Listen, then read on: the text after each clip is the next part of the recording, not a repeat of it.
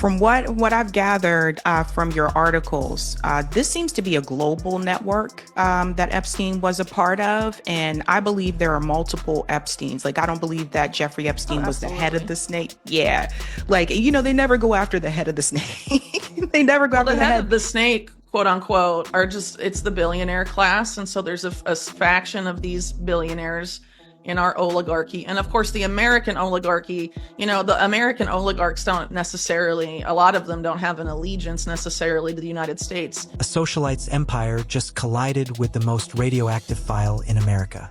Everyone thought Paris Hilton was just a headline magnet with a carefully managed past, until her name snapped back into the Jeffrey Epstein orbit as Congress fights over what to release and what to bury. A resurfaced claim from a 2020 docuseries explodes again, alleging Ghislaine Maxwell once scanned a party for younger women and called Hilton perfect for Epstein. Hilton fires back that she does not even remember meeting Maxwell while branding herself a good clickbait name. The timing is not subtle. In September 2000, Hilton is photographed beside Maxwell and Donald Trump at a New York fashion show. In 2025, lawmakers passed the Epstein Files Transparency Act. The Justice Department teases millions of pages. Then music stalls.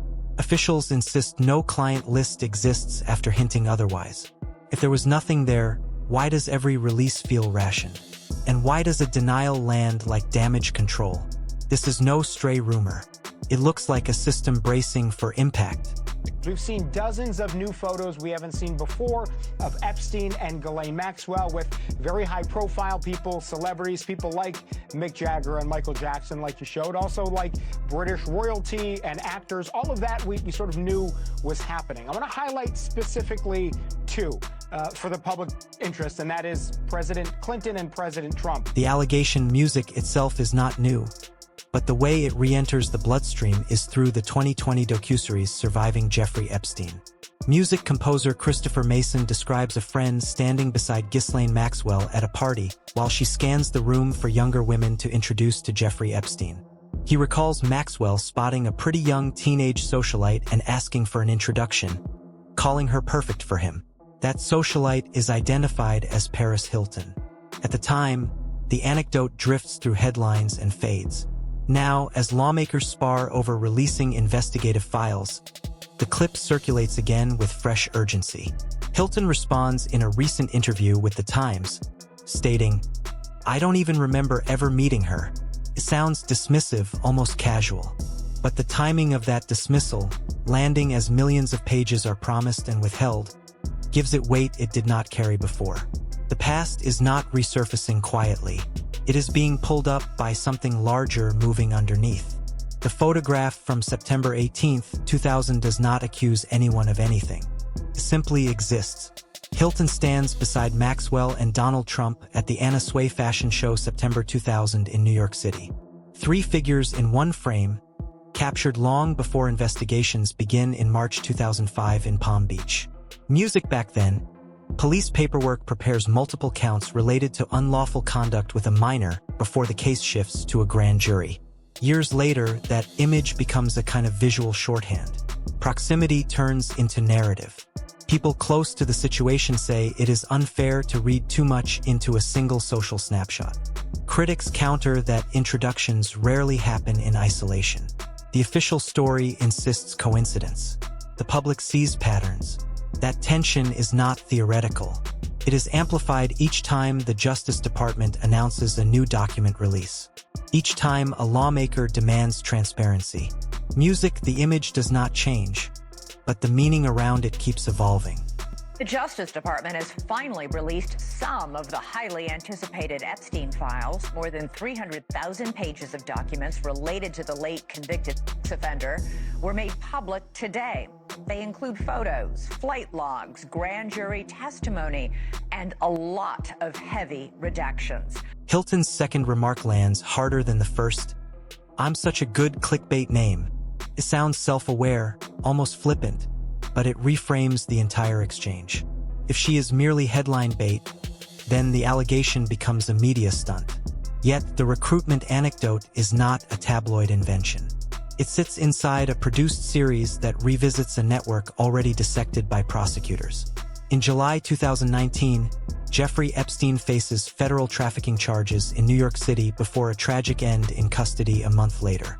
Ghislaine Maxwell is charged in July 2020, convicted in December 2021, and sentenced to 20 years in June 2022. These are not gossip blog milestones. They are courtroom events.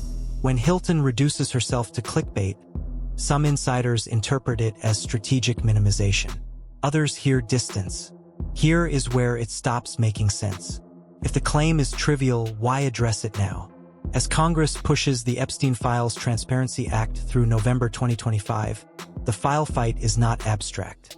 In February 2025, Attorney General Pam Bondi suggests in a television interview that an Epstein client list sits on her desk.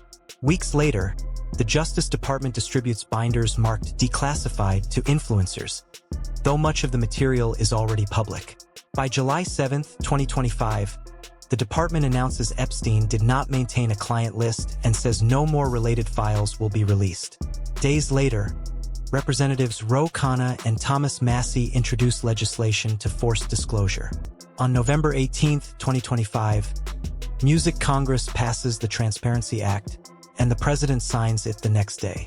In December, the department begins releasing records, then halts disclosures citing review needs. People inside Washington say the stop-start pattern reflects caution. Music skeptics see choreography. The resurfaced Hilton allegation drops into this atmosphere where every delay feels deliberate and every clarification feels partial.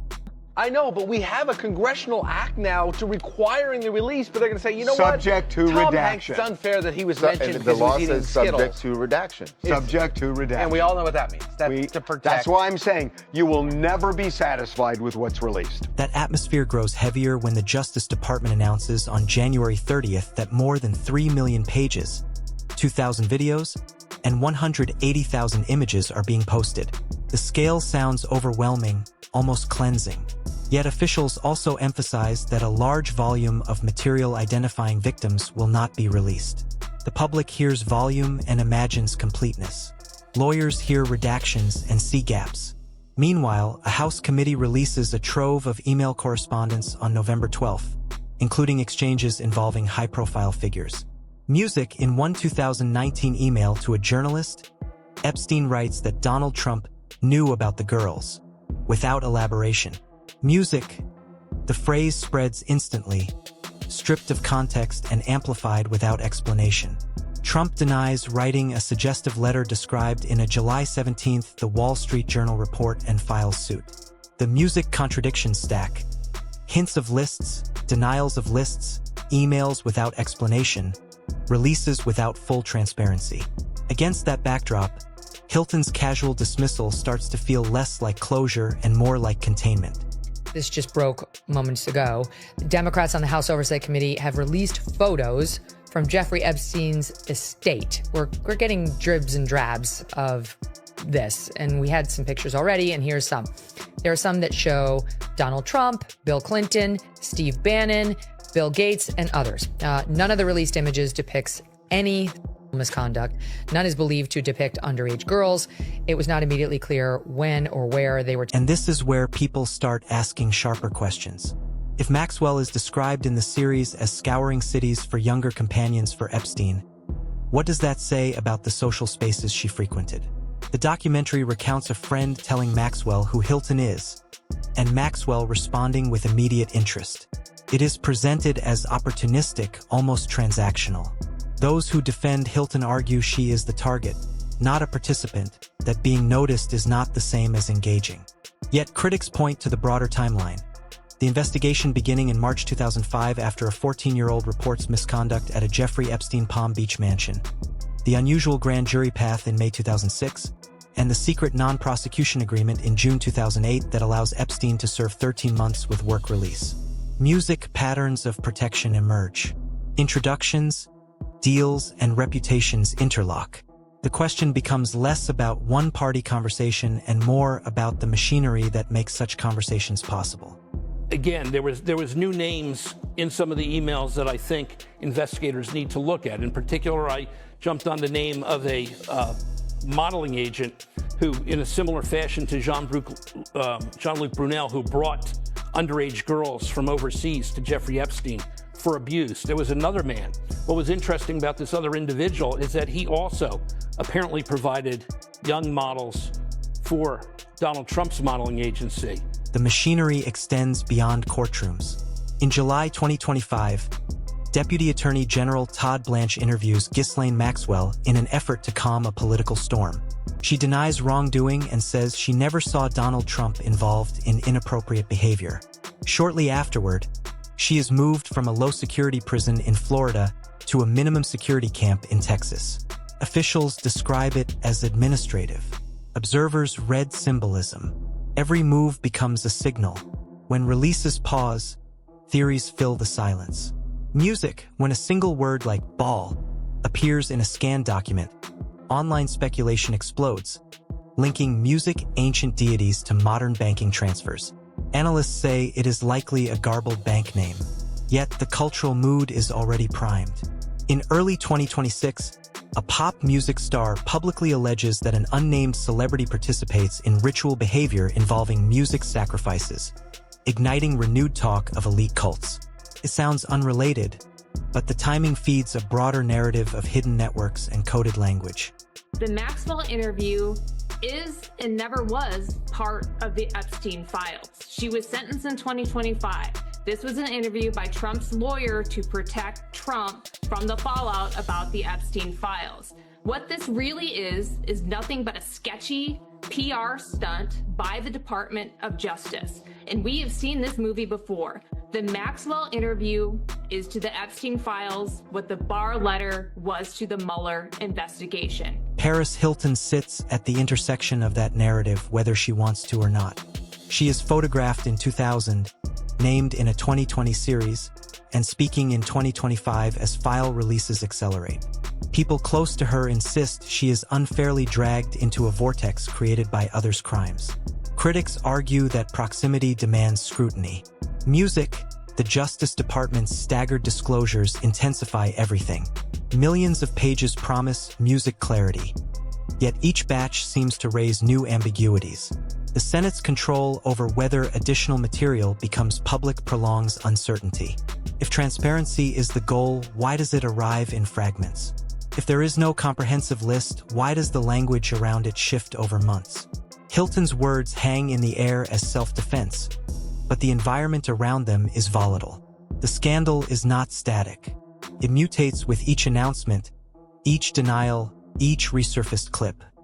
Apparently not everything. We've got indications from the Department of Justice that there are things that are going to be withheld, at least, or handed out at a later date. Now, the law in this case that was passed by Congress and signed by President Trump required that all the Epstein files be released by midnight tonight, Friday, December 19th. But the silence around one piece of this puzzle is louder than any statement. The docuseries anecdote never specifies where or when the party occurred. The photograph anchors September 18, 2000 in New York City, but it does not confirm introductions or private conversations. The United States Department of Justice confirms vast troves of material yet withholds portions tied to victims. The administration urges release while dismissing parts as hoaxes. Every element carries partial information. Insiders say the real story lies in the connective tissue between these fragments.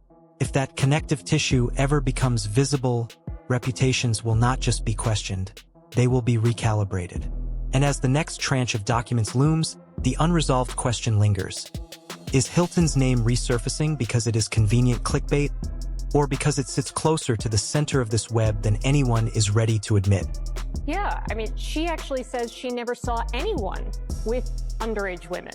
They go through a list of names, they go through a list of people that Epstein, would socialize with. She never saw anybody with underage women. She claims she recruited these masseuses because Jeffrey Epstein liked massages, and sometimes multiple massages a day, but she never thought there was anything inappropriate about that. She never thought any of these women could be girls underage. What keeps tightening around the story is not a single allegation, but a pattern of gravity.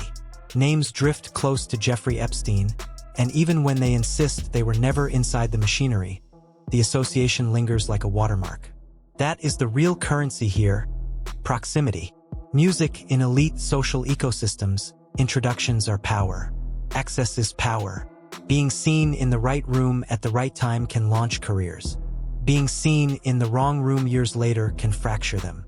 Industry observers point out that Hilton's brand is built on calculated visibility. Music, she understands headlines. She understands narrative. When she labels herself clickbait, it is not naive. It is a media-savvy move. But insiders now whisper that the timing feels reactive, not casual. The document releases reignite scrutiny not just of politicians or financiers, but of entire social circles. Every resurfaced image, every archived anecdote becomes a thread. And threads, once pulled, rarely stop at the surface. It's layers upon layers. It's those Russian nesting dolls, and you open it, and there's another one in there, and you open, there's another one in there. Corruptions at all time, bro. The Epstein files. I heard there's no files. I heard it's a hoax. And then all of a sudden, he's going to release the files. Well, I thought there was no files. Man, he wants an investigation now. The deeper discomfort lies in the recruitment language itself. Scouring is not a neutral verb. It implies intent, repetition, selection. If Ghislaine Maxwell is described as actively identifying younger companions within social scenes for Jeffrey Epstein, that suggests a system operating in plain sight. People close to Epstein's former orbit insist many attendees at high-profile events had no idea what currents ran beneath the glamour. Music, others argue that elite networks function on unspoken awareness. People sense opportunity and risk simultaneously. The truth may sit in the gray space between ignorance and willful blindness. What unsettles observers is how easily a casual introduction can be reinterpreted years later as a potential gateway. When a socialite's name is mentioned as perfect, it reframes the entire ecosystem as transactional. That framing does not accuse Hilton of action. It suggests she was assessed, evaluated, music categorized, and in circles where reputation equals revenue, even that perception carries a cost.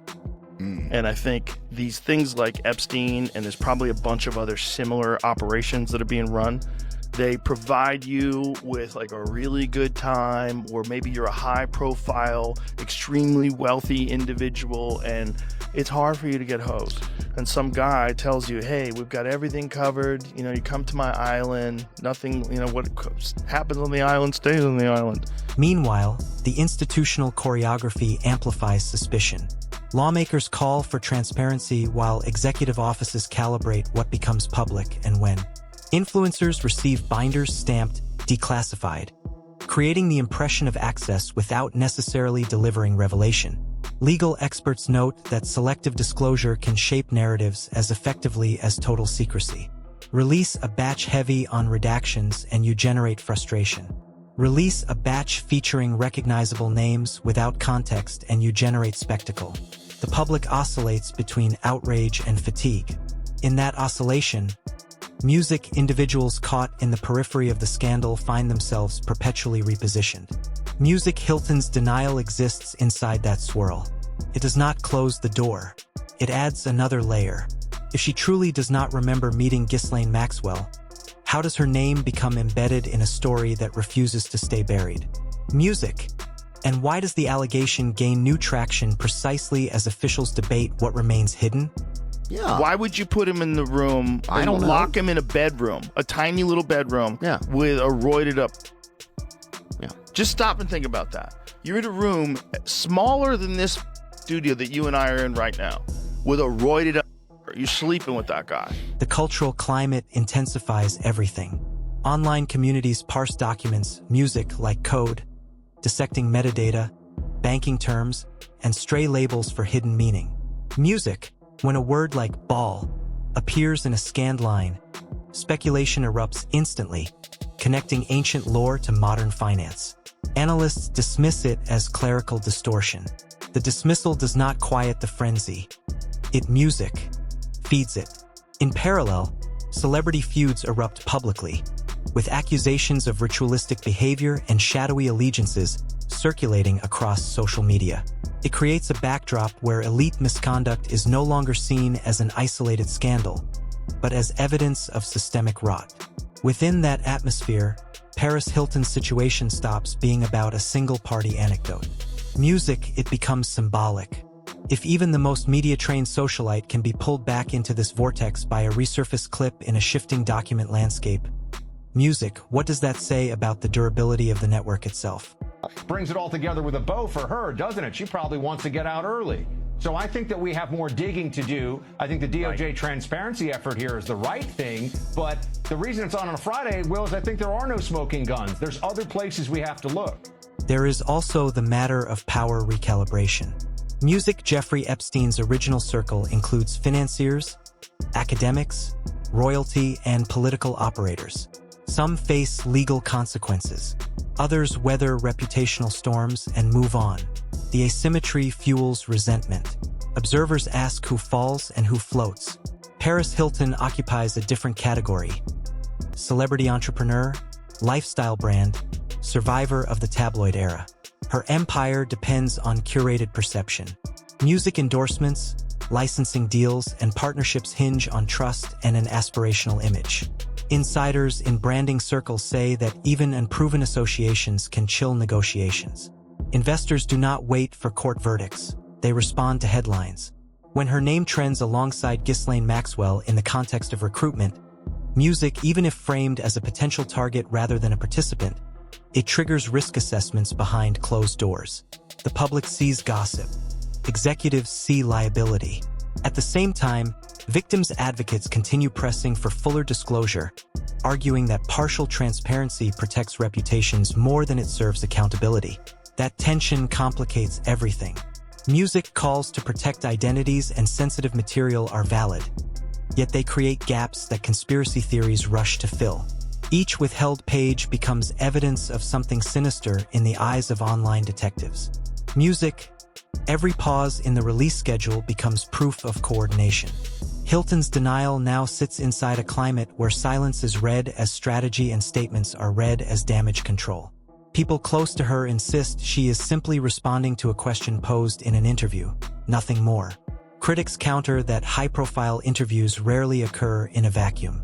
They are negotiated, timed, and aligned with broader media cycles. Whether coincidence or calculation, the overlap between her public remarks and escalating document debates fuels the narrative. And this is where the consequences extend beyond individuals. Trust in institutions erodes when information arrives in waves rather than clarity. Trust in celebrity narratives erodes when proximity raises doubts. Trust in political promises erodes when transparency is promised and then qualified. Hilton's remark about being clickbait inadvertently captures the cynicism of the moment. Names are currency. They are deployed to attract attention, to distract, to signal allegiance or opposition.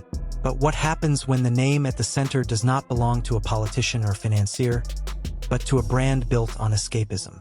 Does that make the allegation more absurd or more destabilizing?